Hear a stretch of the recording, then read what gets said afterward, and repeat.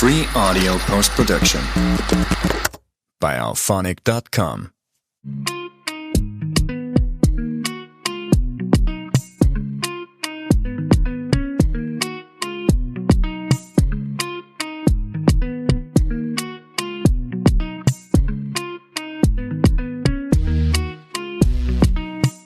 This episode of the Game Changers podcast was recorded by Narmi Films. Go check them out for all your production needs. Hello and welcome to a special episode of the Game Changers podcast. My name is Quinn Seshis and it's a privilege and pleasure to be here with you as always. Now I know I just said it's a special episode and as usual we have a special guest, but I will not introduce him. I will let him introduce himself. Alright, so I just said that you are a special guest. So tell me something special about yourself. Well, firstly, my name is Kerwin Etienne. I'm the owner of Pristine St. Lucia. If I were to say something special about me, is my level of dedication. Outside of that, I'm awesome. Anyone who knows me knows I brim awesomeness. All right. I like that. Well, hopefully this will be an awesome interview. So you said that you're the owner of Pristine St. Lucia. What is that? It's an IT company. Primarily in the space of cybersecurity, however, all aspects of IT as well, in terms of consultation, IT support, POS cameras, doors, systems, and, well, our specialty is our cameras, the CCTV and the IP camera systems as well. Got you. All right, so I'm interested. Why this industry? How do you get into it and why do you choose it? Why? I think as someone in the technology field, you gravitate to anything technological. Okay. You will see the advantages of certain things. For me, IT was just something I always felt. So that's how I gravitated to it. From my first little computer that wasn't making no sense. Right. And I try and overclock it because I have to play Call of Duty. To now, big boy toys, to set up cameras for companies and ensure that it's working and, monitor it. So it's always been my calling from my first interaction with something technological.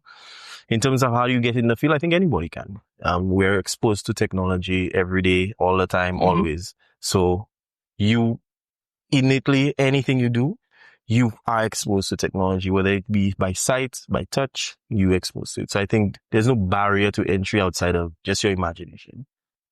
Got you. Now, I know that you're in the security sector of this tech field. Now, do we have a security issue in St. Lucia? And how do you help with that security issue? I think it's a difficult thing to say that we have an issue. Mm-hmm. It's not necessarily an issue. It's just something that we need to address. Okay.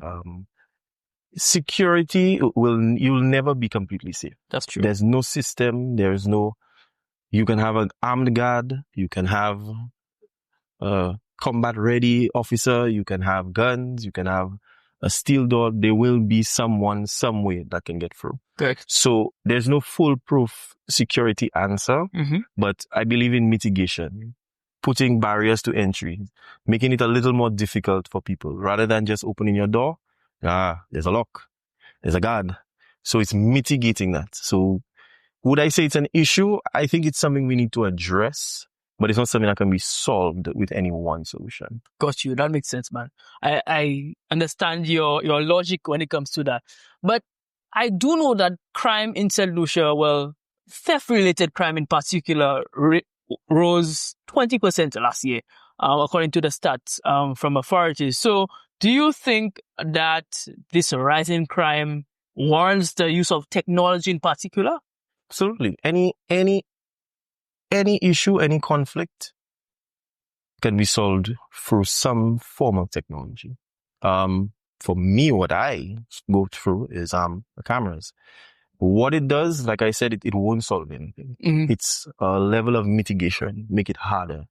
I remember a long time ago, probably 7 years ago, a vehicle of mine was stolen in front of my house. Oh. And I always wondered how did they do it? And I have no idea. Just had to, go to the police, make my report. Sight is a wonderful thing. Going backtracking, you can help the police, you can help anyone assist you just by some form of technology, whether it be an alarm, whether it be your cameras, whatever it takes. Again, mitigation, making it a little harder. From time they see the little red lights in the night, they're aware. Deterrent, yeah. Even if they still take it, they still have steps, hide their face, try to hide the cameras. All of that delays. It makes it harder. It makes it more difficult. Now they have to come with more things, more ways to, so it's mitigation. Okay. All right. Now, are there different types of security systems that you utilize, and what are some of them? Describe them. Just take me into your field. If we're talking purely security, you have your typical alarm systems. Okay. So how they work, you have points. Once those points are broken, it'll set off an alarm. Okay. So the alarm can either function in different ways. It can alert the owner, can alert the authorities. You can set it up in different ways, different points based on your needs. And there's the cameras. Okay. They're tried and true. The reason why I advocate for the cameras is because with the newer technologies, they offer different features. Okay. So they have the motion detection. They have, you can set fields. So anything that passes within a certain field in its vision will set off an alarm to you. So cameras I will advocate for because it's a more holistic approach. Okay. You see, they were going over the fence. I can see them going over the fence. Right. Oh my God, people can get through over the fence. Right. You understand? As opposed to an alarm, you don't know how they got there. You just know the alarm broke and they're in. Yeah. Yeah, and I guess for the camera, you can take a proactive approach now because you now know specifics. Yeah. This is what I need to fix. Right. So even if, yes, you want to catch a perpetrator, but you don't want it to happen again. So the camera allows for that, I'm guessing. Yeah. Sometimes it's not even the perpetrator. Your neighbor that likes to steal your fruits. And it seems funny, but you can take that information. You can use that information. How does he keep getting and steal my one grapefruit? I mean, it's nothing, but you can see how to prevent things when you have the visual representation. There are other forms of cybersecurity in terms of your software, your firewalls, and so forth. I offer that as well, but it's a little more on the software side, and I do the monitoring because there's software that handles that, but I would do the monitoring and the configuration, and that's for our data. That part of the IT, I think St. Lucia is behind a bit. Okay. So we don't have that true form of cybersecurity. I believe if somebody is dedicated wants to hack, they will, because even something as simple as our emails. Oh my God, we have so little email literacy in terms of always accepting spam emails, always falling for spam and all kind of malicious things. Right. So, we have a long way to go in terms of sensitizing people, but we're getting there. Why do you think that we are behind though? I still think there should be in every organization, once you enter, you need to get training on some level of cybersecurity. Okay. In terms of, for specifically what I've noticed, we fall for scams very easily. Right. We don't know how to vet it. Why is the head boss sending me an email and it just has a link? Right. You take the steps. I mean, if you have a proper firewall, you put up your systems, it won't go through because, you'll track, what IPs, what URLs to ban. But it's still a case where you see on a daily, when you're on a monitoring end, scam prevented, scam blocked, scam blocked, scam blocked. You understand? So all phishing attempts specifically, we have so little literacy on them. Wow. So that part, I think every organization, once you have an email, there should be some level of sensitization for that. For sure. All right. So we're moving on to a segment in the podcast that I really like. It's called Quick Hitters. So these are rapid fire questions. Boom. So answer them as quickly as possible. All right. So first quick hitter question, and it's right down your field, this one. Give me 3 safety tips, and you can give it from the technology side. Safety tips, be vigilant. Okay, one. Be vigilant. Be up to date. Okay. And be proactive. Okay. I believe in that. You have to not fall for everything when you see it. Be proactive in taking the steps of asking like, hey, IT, what was that? and be up to date. Always check in. What's the latest things? What's the latest phishing attempts? So you're aware. Okay. So when you see it, you're like, that nonsense again. You understand? Got you. All right. Next quick hitter question. Who is your personal hero? My personal hero has nothing to do with IT. Okay. It's my mother. That's my world right there.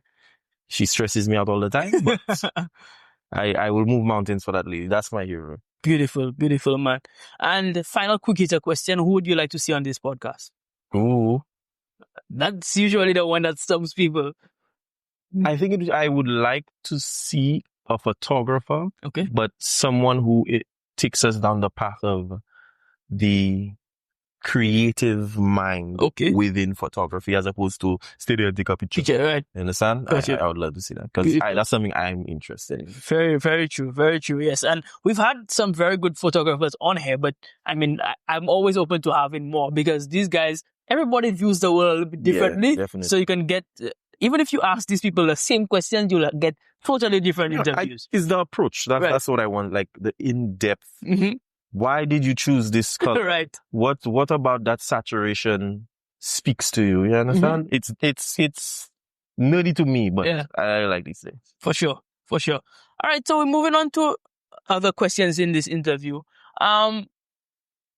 You've seen firsthand how surveillance can halt or slow down crime. Do you have any specific success stories as to how systems have slowed down crime? Personally, I would like to say yay. I don't because I've not had any breaches within any of the systems that I've put up. Okay, got you. Not saying I have the secret sauce, but it's just a case it has not happened. Okay. But in general, I have seen a lot of things be, again, like I said, mitigated from security. So catching up somebody, oh my God, that is one. Just you get their face. We have the we tend to see on our social media the thief in a shop take something and we put the person on blast. Again, it's all of these things. Without those technologies, these are persons that will be suffering. Now, again, we laugh about it, but as a business owner who's suffering, for sure, they take something expensive. That's a hit on you. That's a hit on your confidence. That's a hit on you wanting to run a business because you're seeing you're just making losses and you don't know. Now you know. Betty, take your thing. right, for sure. You understand? For sure. And you can put a face literally to the crime. Yeah, so I that makes a lot of sense. And even if you don't have specific examples, I mean, we see examples all the time, across social media. All right, so how then does Pristine tailor its security solutions to unique customers? So I'm guessing that you have different customers, residential, commercial. How do you entail these different services to these different customers? Persons within the residential sector have different needs as opposed to those in the commercial. Okay. When you're dealing with the persons in a residential area, they have more control over where they want to place their camera, basically, or how they want to tailor their security. Okay. So you would go through where do you want coverage? Right. How many cameras do you want? Primarily, 9 times out of 10, nobody wants cameras in their house because private. So you have that aspect in the residential areas. For commercial and for businesses, it's a little different. Okay. There are more rules that you have to commit to. You have to make sure, we don't have blind spots because cover certain exits. If you're in cubicles, no cameras over cubicles so they can see persons specifically. It's in common areas. You find now you just have a lot more work to do to ensure that you're doing things the right way. And their needs are more tailored to how do I keep this safe as opposed to the residential person who is how do I get what I need with my budget? Absolutely. That makes a lot of sense, actually. All right. So then what are some of the pitfalls that some people face? I mean, if they're not doing it professionally, obviously, when setting up cameras, and how can they avoid them? I don't knock anybody for trying. Okay. That's a beautiful thing. You're taking a proactive step. Yeah. If you want something more comprehensive, then I don't think you should just do it on your own because there are mistakes you'll make. Yeah. Okay. For a very technical mistake. Yeah.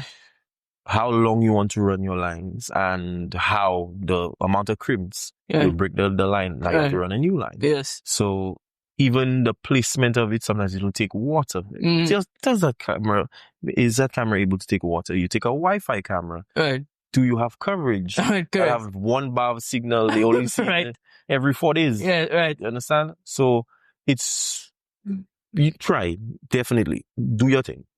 However, I do believe when you want to take a more comprehensive approach, you go to somebody whose expertise is tailored to that. So because they will know. I would know what's needed, what's the disadvantages of whatever option you take. So I think that part, that's what it is. Got you. Now, I want to talk to you about the future of your industry. And I'm talking about not just the security industry, but the technology industry in St. Lucia in particular. What are some of the things that you think the government, not just the government, but St. Lucians in general can do to help evolve this industry? Because we know it's growing in St. Lucia. It's not where it's supposed to be yet. Have a greater importance on IT. Okay. IT is basically some men in a cave, in their little cave room with their little cold AC and everything's working, but I don't know how. I just know those cavemen taking care of it. Yeah. We need to move out of that and understand the challenges for certain things. For example, no one will understand why your internet always dropping, but they're the same people, 17 people on your network trying to download a YouTube video to watch a movie, and they'll wonder, why is the internet not working? Then they'll tell them, the IT professional, your internet not working. Right. Why the internet not working? Look at IT. Never have the internet. Yeah, they blame you. Yeah. And when you take the steps to, okay, I will block YouTube, this, that, and that, IT always a problem. Right. So I think that there should be a greater need in understanding the challenges. It's like the less people are exposed to something, I find, the more they respect the field. That's true. That's very true. You see people people have a big respect for doctors because there are certain things when they start making certain terminologies and they go through certain aspects of their work, you're like, I don't know nothing about that. When they say this neuroscience have to do this, and you're like, I could never do that. Yeah. So you have a greater level of respect. But when you at your home and a guy, an IT professional comes, fixes the Wi-Fi, and you're like, I always fix it the Wi-Fi. Turn it off and put it back on. So you lose that respect because in your head, it's very easy to do. Anybody can do it. What's so special? Why all even want him? But then when more complicated things come. Understood. So it's sensitizing yourself to the reality that these are professionals and seeing them in that light. Because I think sometimes, and you're very right about that, sometimes people don't see IT professionals as crazy as it is. I mean, maybe because we have become a more tech-savvy society, which is a good thing, which is a very good thing. But we do know that there are people who have gone to school, people who have special learning in this area, and we must respect them for that.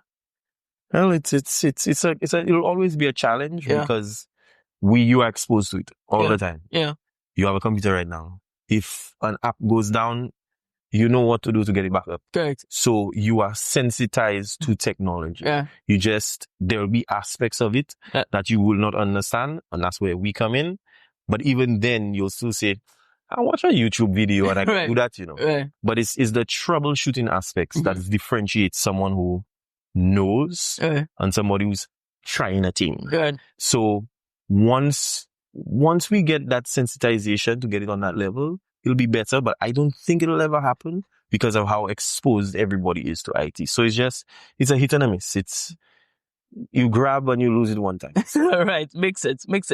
I also want to talk to you about the future of the industry in St. Lucia and the wider Caribbean. Where do you think the industry is growing? Where's the room for growth and development outside of the sensitization aspect? I think we're on the right track. Okay. Obviously, we're not, first world countries that have payless shopping, all kind of things. But all of those things are product of getting your consumer base familiar with certain things. Got you. Another example. In the States, you'd notice persons are very sensitized to the idea of, I will pump my own gas when I go to a gas station. The gas station is almost always open. We're not there yet. No. And every attempt I've seen for self-serve, persons have a pushback. So they'll always, that's the stage, that's the problem. When there's a pushback to something new, when there's a pushback to, so you can pay on your phone. Right. Like, why do I have to pay for my phone? That seems a little weird. Yeah. There is even a pushback for something as simple as your MasterCards on your phone. Right. People find that weird. Yeah. You understand? So once we train and educate people into it, I think the sky's the limit. You just have to, your consumer base is the problem. Right. In terms of you have to get them educated on it. And it's their level of acceptance, but once we get past that stage, hey, we're good. Because the newer generation, they're very sensitized. Right. So they will get it. Yeah. They will be the first ones to be ready. But, the older generation, they're 1 or 2 steps behind. But once we get people familiar, it's part of our curricula, IT is part of everything. Yeah, we'll get there. Beautiful. All right. I just want to give you the opportunity now to let people know where they can contact you and get involved with Pristine so that they can, do business with you. They can set up the cameras. They can just get consultation, whatever. Can they get? We're on all social media platforms. Well, all, but we're on the major social media platforms. On the Instagram, Pristine St. Lucia. Facebook, Pristine St. Lucia. We're on LinkedIn. Yes, we're on LinkedIn. Can get us on WhatsApp Business as well. And the number is prominently on all our media. So it's not anything difficult. You can give it now. 7292548. You can get us on WhatsApp Business. Outside of that, it's not a problem to just look into certain things. I think people always assume it's way too big a job. It's way too difficult. It's way too much to take the step. It's just communication. Just find out. Take the first step to understanding what you need. I am more than welcome to educating people on certain topics. Like I said, once you educate people, a lot of things happen. Because what you don't know is your biggest fear. Once you know, it's no longer fear. The first time you had to drive a vehicle, your heart was beating. Because you didn't know. Yeah. You drive a vehicle a couple times, who's swinging corners? Me. Yeah. Hey. But generally, once you have an idea of something, it's easier. Right. You're more capable.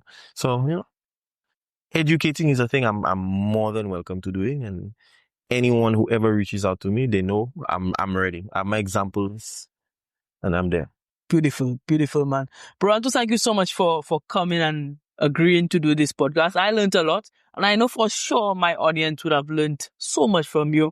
Continue being an example and teaching people, because like you said, education is really what it really keeps us back at times. People just don't know and they're not as informed. So continue being a teacher first of all, and then obviously I hope that your business continues to thrive. Oh, also you forgot. Continue being awesome. Oh, well, yes, fine. I know you want to put it in there. I know you want. Continue being awesome, man. I'll not knock you for it. At least not now. Not on camera. I'll not knock you for it. Good job. All right, man.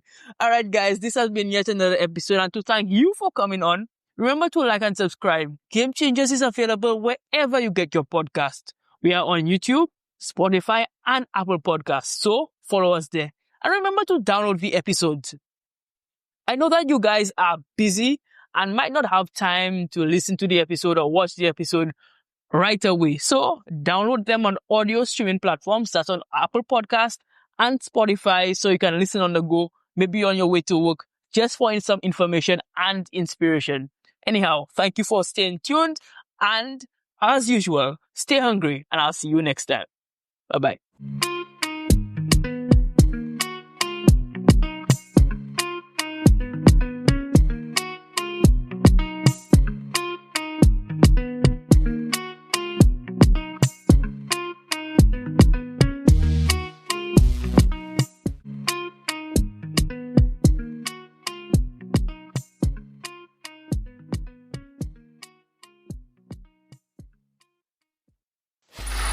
Free audio post-production by alphonic.com.